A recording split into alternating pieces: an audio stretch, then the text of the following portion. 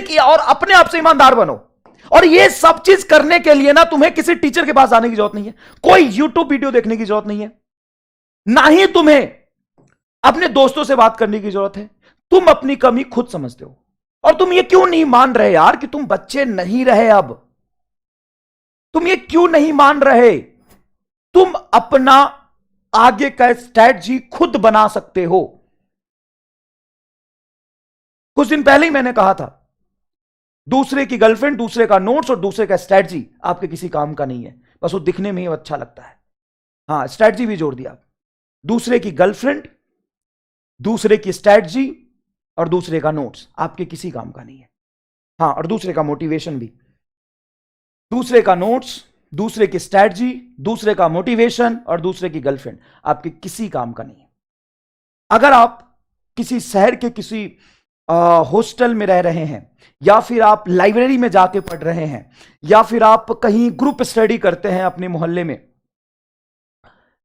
तो ये प्रॉब्लम ना तो किसी टीचर से जाके शेयर करना है, ना तो होता है मान लो कोई लाइब्रेरी में हम पढ़ने जा रहे हैं, उस लाइब्रेरी के कोई नेता होते हैं, एक भैया होते हैं जिनसे सब जाके पूछते हैं कि भैया कैसा लग रहा, आप कुछ बताइए इस बार पेपर कैसा आ सकता है।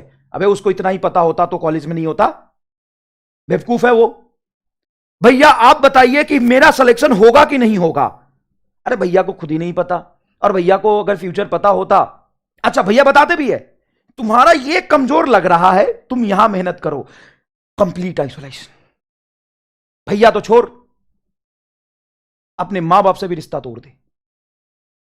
इस 3 महीने तुम्हें कंप्लीट आइसोलेशन में जाना ही है। कंप्लीट आइसोलेशन सबसे बड़ा इंपॉर्टेंट और जरूरी काम है कि तुम्हें कंप्लीट आइसोलेशन में जाना है। Complete isolation. तुम्हें अपने वीकनेस को लिखना है, अपने स्ट्रॉन्ग पॉइंट को भी लिखो, ताकि तुम्हें थोड़ा मोटिवेशन मिले कि मेरा ये ठीक है, ये खराब है। अब तुम्हारे नंबर अगर 480 आ रहे हैं तो नेक्स्ट एग्जाम में जान लगा दो, अपने 2 वीकनेस पे काम करो, उसको 490 लाने की कोशिश करो। यहां से सीधा 550 नहीं जाएगा। तुम्हारे 500 नंबर आ रहे बेटा, तू मेहनत कर, तू जितना कर रहा था उससे थोड़ा ज्यादा पर, तू 510 नंबर लाने की कोशिश कर। और कैसे नहीं होगा यार, जब 500 आ सकते हैं तो 510 क्यों नहीं? 510 आ सकता है। 20 दिन और पढ़ेगा, खूब मेहनत करेगा अपनी 10 कमजोरियों पे। अरे कुछ तो कमजोरी है, तभी तो नंबर नहीं आ रहे ना यार, कुछ तो प्रॉब्लम है ना। वो प्रॉब्लम मैं जानता हूं क्या? मैं कंपटीशन की तैयारी कर रहा हूं, मैं फिजिक्स केमिस्ट्री पढ़ा हूं क्या? सॉरी, बायोलॉजी पढ़ा हूं क्या? नहीं तो मैं कैसे बताऊं नीट कैसे क्वालिफाई होगा, कैसे पढ़ने से, और क्या स्ट्रेटजी रखनी है?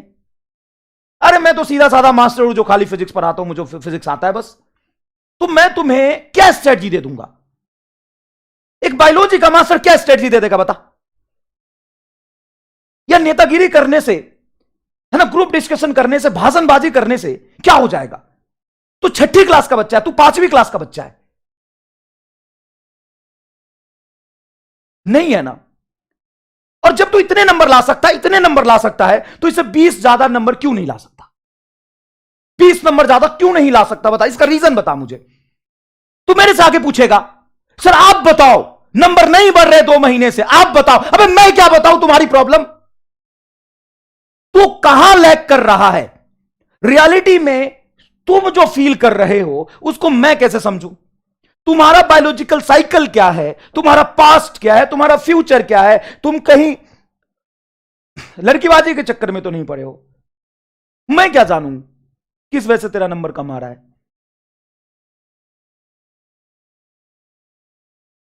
तू अकेले रहता है, दिन भर सोता रहता है, तू सिर्फ इतना सोचता है कल पढ़ूंगा, परसों पढ़ूंगा। अब क्या प्रॉब्लम है वो तुम्हें पता है। अब तुम्हें पता है तो उस पर काम करो। मैं तुम्हें बता दूं, 90 दिन बच्चे हैं, ये चैप्टर लिख लो जो अभी करने हैं, 10 दिन में रिवीजन करना, इतने टेस्ट देना। तुम्हें नहीं पता कि टेस्ट देने से नंबर इंप्रूव होता है, और टेस्ट देने से अपनी कमियां पता चलती है, और 15 टेस्ट देना जरूरी है। तुम्हें नहीं पता? नहीं पता है ना, तो एक काम कर, अगले साल ड्रॉप कर ले। तुम्हें यह भी नहीं पता तो तुम्हें यह नहीं पता कि अभी 90 दिन बचे हैं, इसमें से हम कोशिश करेंगे कि 30 दिन में हम पूरा सिलेबस खत्म कर ले और अगले 30 दिन में हम रिवीजन करेंगे और अगले 30 दिन में हम टेस्ट देंगे। तू पहले 30 दिन में टेस्ट दे और फाइंड आउट करके तुम्हारी कमी क्या है। हर आदमी का प्लान अलग होता है, हर आदमी का टाइम अलग होता है, हर आदमी का मेंटल स्टेट अलग होता है, हर आदमी का काम करने का तरीका अलग होता है। और हमने हजारों बच्चे देखे ऐसे जिसके 250 आ रहे होते हैं और वो नीट एग्जाम में 500 लेके आता है, 550 लेके आता है। और अपनी स्ट्रेटजी कभी से शेयर मत करो, किसी से शेयर मत करो और ना ही उसको वेरीफाई करो। तुम्हारा टाइम जोन है, तुम्हारा तरीका है, तुम पढ़ो। कोई अच्छा दोस्त मिलता है, बहुत अच्छा दोस्त मिलता है जो तुम्हारी 2-4 डाउट बता सकता है सब्जेक्ट में, उससे बात करो। रिवीजन प्रॉब्लम बच्चा लिखता है, तो रिवीजन प्रॉब्लम क्यों है? तो टाइम नहीं है, सबके पास उतनी ही टाइम है। अगर कोई कर पा रहा है, आप नहीं कर पा रहे तो क्यों नहीं कर पा रहे? मैं गोली खिला दूं क्या एक, जिससे रिवीजन हो जाएगा? और जिनके सारे 300 नंबर आ रहे हैं उनको लगता है डर।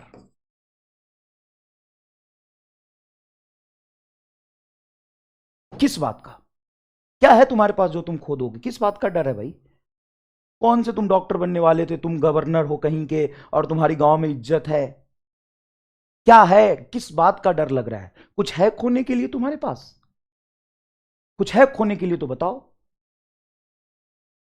नहीं ना, तो चुपचाप 3 महीना बचा है, अपनी दशा और दिशा दोनों बदल लो, सुधर जाओ। और लास्ट के 3 महीने का जो गेम होता है ना, नीट कौन फोड़ेगा वो वही डिसाइड करता है। लास्ट के 3 महीने में कौन कितना बेहतरीन खेलता है। आपने पिछले 9 महीने में मेहनत किया होगा, चाहे आपकी तैयारी कितनी भी हो, चाहे आप 600 नंबर ला रहे हो, 650 नंबर ला रहे हो, 500 नंबर ला रहे हो, आपने पिछले 9 महीने में जो तैयारी किया है ना, और उसका अगर आउटपुट एक्स है, ईमानदारी से बता रहा हूं, वो कहीं खराब नहीं जा रहा, उसका आउटपुट आपको हमेशा काम आएगा। उसका अगर आउटपुट एक्स है तो लास्ट के 3 महीने में जो पढ़ेगा ना, उसका आउटपुट 2x होने वाला है, डबल। सर हमने 3 महीने में जो पढ़ा उसका रिजल्ट जो एग्जाम में दिखेगा, सॉरी पहले 9 महीने में जो पढ़ा उसका रिजल्ट जो एग्जाम में दिखेगा वो x है बस, और अभी 3 महीने में जो पढ़ेंगे वो 2x है। हां, और 100 दिन बहुत होते हैं अपनी कमियों को सुधारने के लिए, जब आपको आपकी वीकनेस पता हो तो।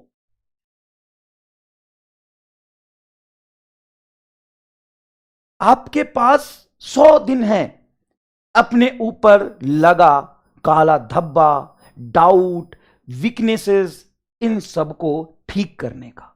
और याद रखिएगा, ना तो इस जमाने में तुम्हारा कोई सच्चा दोस्त है, ना ही कोई रिलेटिव है। मां बाप एक अलग केस होता है, लेकिन वो भी सक्सेस को एप्रिसिएट करते हैं, रिस्पेक्ट करते हैं।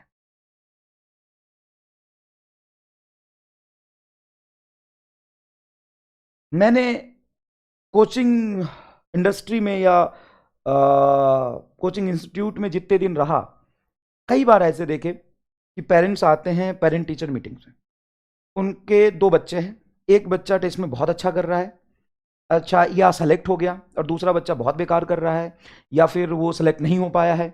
उसी इंस्टेंट पे सबके सामने वो कहते हैं ये मेरी बेटी बहुत अच्छी है, ये घर का नाम रोशन करेगी, और ये नालायक है, इससे कुछ नहीं होगा, पता नहीं मैंने इसको पैदा ही क्यों की। सबके सामने। तो कोई मतलब नहीं है, देख कोई मतलब नहीं है। और तेरी जितनी कामचोरी है ना, अगर तू डॉक्टर बनना चाहता है तो, नहीं बनना चाहता है तो कोई मतलब नहीं। अगर डॉक्टर बनना चाहता है तो इस 100 दिन में अपनी दशा और दिशा दोनों सुधारने का मौका है तुम्हारे। और अगर तुम अभी भी जिद पे आ गए कि मुझे करना है, तो तुम कर ले जाओगे। सर कैसे? कुछ तुम डिसाइड करो ना। तुम्हें नहीं पता फिजिक्स केमिस्ट्री बायोलॉजी पढ़ना है, PYQ करने हैं, टेस्ट देने हैं, अपने वीकनेसेस पे काम करना है, कंसिस्टेंसी मेंटेन करना है।